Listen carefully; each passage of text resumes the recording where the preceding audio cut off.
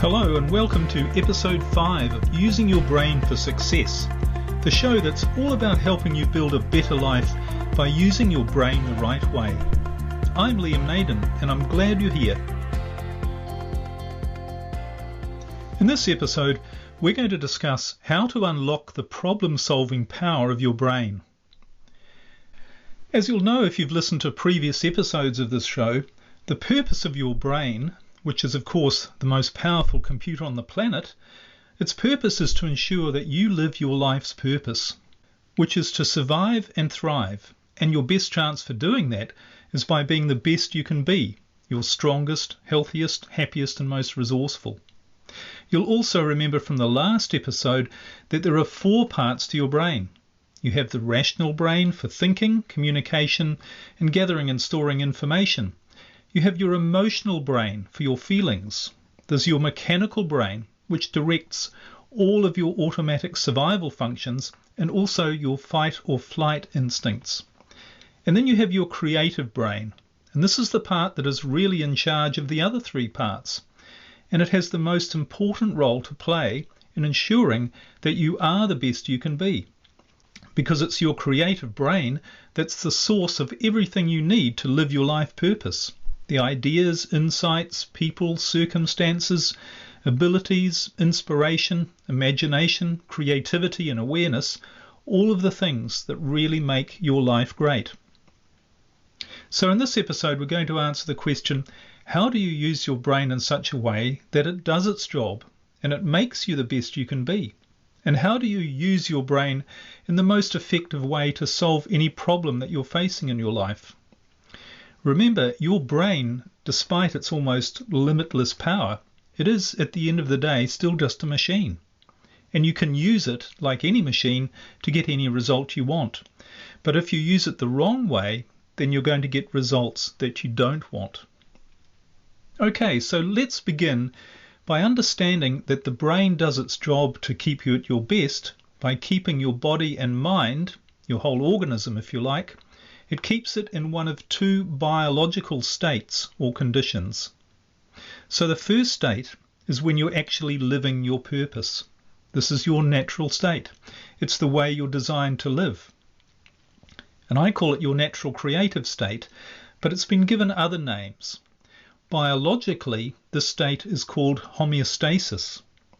And homeostasis is defined by Wikipedia as the dynamic state of equilibrium that is the condition of optimal functioning for the organism. And this is the natural state not just for humans, but for every living species on the planet. Now this state has also been called being in the flow, or in the zone, or even enlightenment. And I'm sure you've probably experienced this feeling at some time in your life, this feeling where you felt great, where things just seemed to happen almost effortlessly, where you lost your sense of time and you just became caught up in what you were doing. And when you were truly living in the moment. Now many athletes and artists have described this state. And it's where you find yourself performing in a way that seems to tap into a greater strength or power. Now, although you've experienced it probably in your life, wouldn't it be great to live like this all of the time? Well, actually, not only can you, but you're designed to. So if that's your natural state, is there ever a situation where you wouldn't or shouldn't live in this state? Well, actually, there is one, and only one. And that's when something comes along in your environment and presents itself as an immediate danger or a threat to your survival. So if you like, it's when the lion jumps out at you from behind the rock and wants to eat you. Now in such a situation, your brain puts you into a different state, one which is best able to fight off or protect you from that immediate danger. And that is called your survival state. Now I call it your reactive survival state, and I'll explain why a little bit later. But you'll know of this state by its other names, and its most common one is fight, flight or freeze, or even survival mode. Now in this state, this is when your brain uses a different set of resources to deal specifically with an emergency, something that needs to be eliminated right now or you will be harmed or even killed. So the question becomes, how does your brain do this? I mean, how does it know which state that you should be in? How does it put you in each of those states? How does your brain recognize that there's a danger to your survival? And how does it deal with the situation in the best way, the most effective way? And most importantly, what does any of this have to do with solving problems in your life? Well, just follow me along here and you'll discover that how your brain operates these two states is the key to understanding how to solve any problem in your life quickly and effectively, and to discovering your true life purpose and how to live with you in control rather than you feeling at the mercy of circumstances or events outside of you. It really is that powerful. So anyway, the way your brain decides which state is appropriate for every situation and every moment is through your emotional brain. Now, in fact, the sole purpose of your emotional brain is literally to be the gatekeeper. It's the watchman that's on the constant lookout for any danger. And its sole job is to tell the rest of your brain, in every single moment of your life, whether things are safe, in which case you can just stay in your natural creative state, living your purpose and being your best, or whether something is a threat and you need to jump into reactive survival state to eliminate it. And the way your emotional brain does this is that it uses a signal to tell the rest of your brain which state to be in, and that signal is your feelings. So quite simply, feeling good is just a signal from your emotional brain that everything in your environment is safe. And feeling bad, such as feeling afraid, worried, or stressed, that's just a sign from your emotional brain that you are facing an immediate threat that needs to be dealt with. Okay, now at this point you might be thinking, okay, but what about problems in my life? I mean, problems aren't usually an immediate threat to my survival, but they still make me feel bad. So, for instance, if you've got financial problems or relationship problems, it doesn't mean that something is or someone is standing in front of you right now ready to kill you. Well, not usually anyway. So how can it be that you feel bad about something that isn't an immediate danger, if that's not what your brain's designed to do? Well, what is actually happening is that when you feel bad about a problem, your emotional brain is actually seeing that that problem is an immediate threat to your survival. Now, you know that it isn't, of course, but that's not what your emotional brain is seeing. Your emotional brain is literally interpreting a problem that you have as being a threat to your immediate survival. And it does that not because it's designed to, but because of how you're using your brain. And we're going to look at this in a lot more detail, and you'll understand why. And here's something that's even worse. Because your emotional brain sees that a problem that you're having is actually a threat to your survival, even when it isn't, and because it therefore makes you feel bad, when you feel bad about a problem, you actually block your brain's ability to solve that problem. I'll just say that again. When you feel bad about a problem, you actually block your brain's ability to solve it. And that's the real reason why we all struggle with problems. By feeling bad about it, you cut off the resources your brain needs to solve it. But I'd be willing to bet that there are very few problems in your life that you've ever been able to solve quickly and easily. Unfortunately, most people struggle with the same problems for a long time. I've known couples with marriage problems who've spent months and sometimes even years in counselling. And people often have financial problems that they struggle with for their whole lives. And all of this is because when you're stressed, worried or afraid about something, your brain can't help you find the best solution.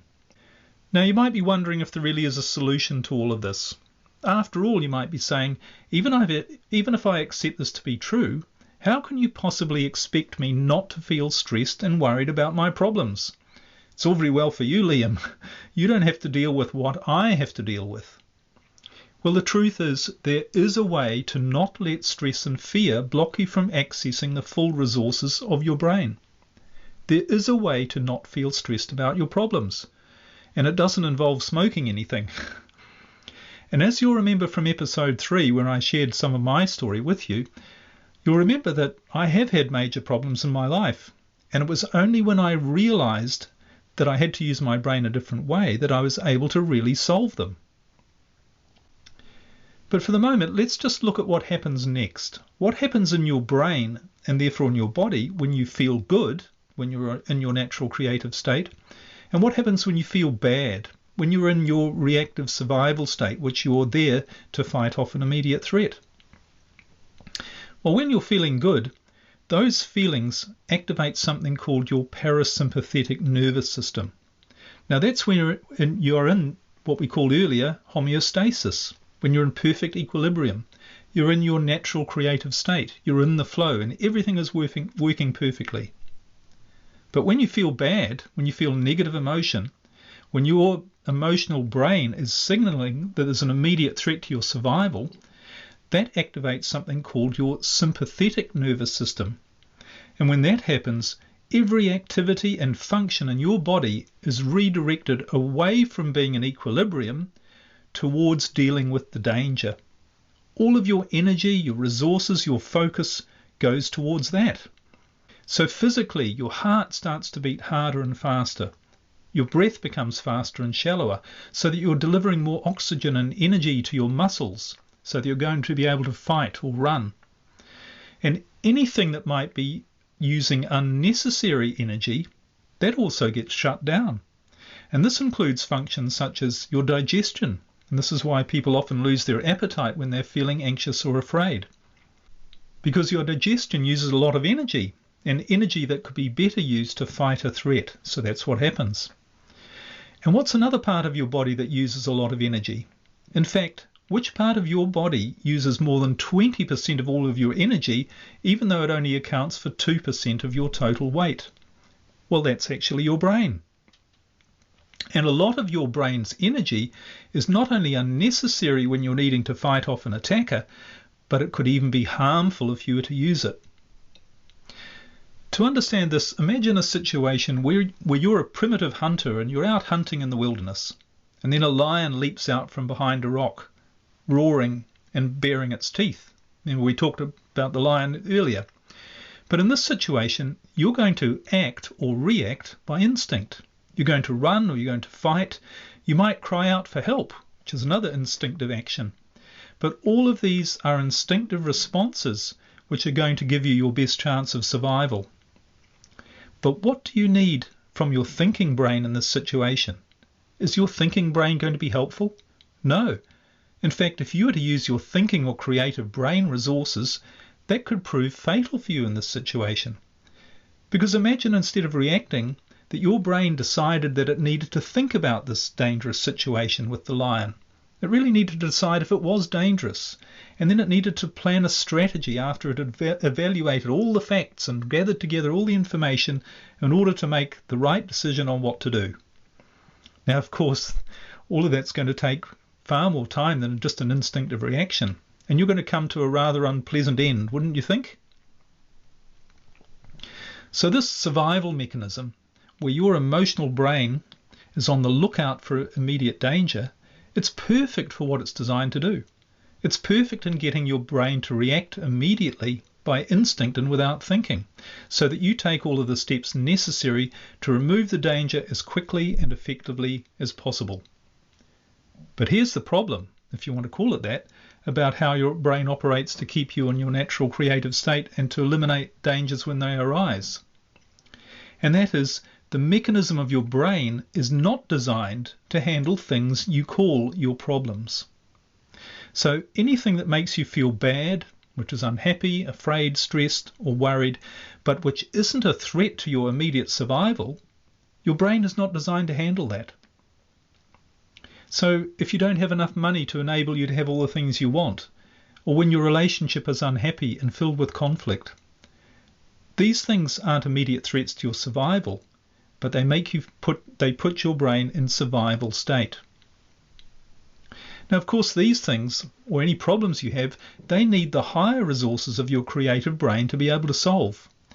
Really, to effectively solve a problem, any problem that isn't in immediate danger, you need to be able to think.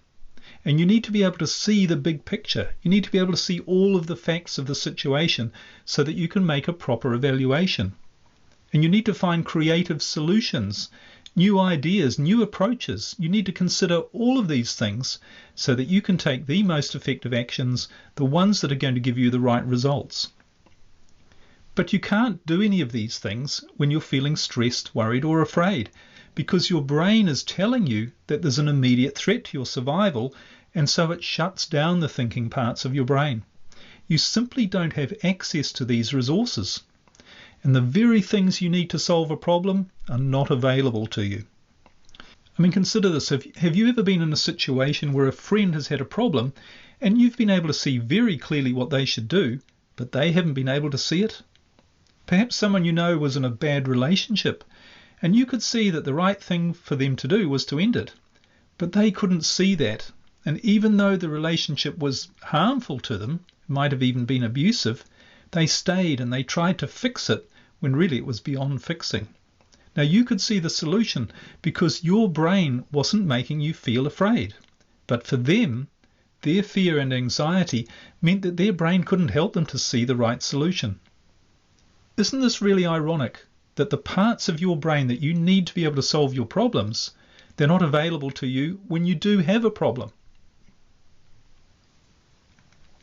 Now, does this mean that your brain can't be used to solve problems? Well, the truth is yes and no. And the real answer, and I know this might sound controversial, is that when you use your brain the right way, you don't actually have problems. The only way you have problems is when you're using your brain the wrong way. And when you start using your brain the right way, it will clean up any problems you do have and get you back on track and living your biological purpose. And your biological purpose doesn't have room for problems. Now, I know all this might sound difficult to accept, but the further we go along, you're going to realize, like I did when I studied this is the inevitable conclusion, that we're not designed to have problems. And that your natural state, along with every other biological species on this planet, is to live in the flow of life. It's to live in the zone, which is being the strongest, healthiest, and happiest you can be. And dealing with any immediate threats to your survival only if and when they present themselves, and doing it quickly, easily, and effectively. There's no place in the natural world or your natural life for problems. Now, I know this is difficult to believe, and I can hear you saying, a life without problems? Liam, who are you kidding? Well, I'm not kidding. And the more I share with you in the show about your brain, how it works, what it is, and who and what you really are, the more you're going to realize this is true. And remember, just because everyone you know has problems doesn't mean that it's natural. Many people would say that the world today is filled with dysfunction and problems. But what's really dysfunctional is how people are using their brains. If they learned how to use their brain the right way, their problems would disappear. Anyway, the thing I want you most to realize and take away from this episode is that you can never solve any problems you have when you're feeling stressed, worried, afraid, or any other negative emotion. When you feel bad, you block access to your brain's problem-solving resources. And the only way you can solve problems and minimize your problems, and the only way you can ever feel truly in control of your life, and that you really are living your life purpose, is to be able to use the full resources of your brain, which are only available to you when you're in your natural creative state. In other words, when you're feeling good, not feeling bad. And you do this by using your brain the right way. Now, I'm sure you have many questions about all of this, about how your brain works, about how we create problems and how you solve them, etc. And that's why I've created neurostate rebalancing. Neurostate rebalancing is a process that keeps your brain in your natural state, your natural creative state, so that you have access to all of your brain's resources. It puts you in the flow of your life, living the way you're supposed to, being the best you can be. And I teach this in my NSR coaching program. And if you'd really like to get rid of the problems in your life and start living the way you're meant to, I'd really encourage you to have a look at that. You'll find all the details on my website, liamnaden.com. Now, I know I've presented you with a lot of information in this episode. You might like to listen to it again, because things will become clearer the more you listen. You'll also find a diagram showing you what I've been talking about how your brain works.